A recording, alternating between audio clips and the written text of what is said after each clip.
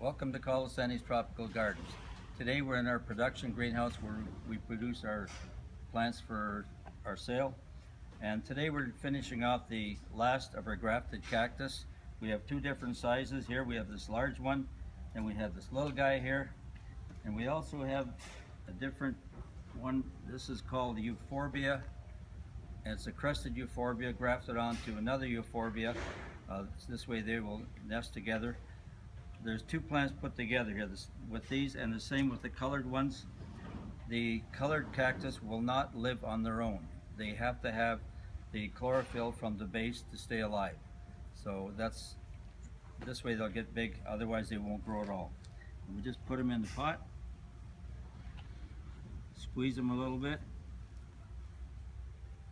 and then by spring they should be ready for you when you're looking for them.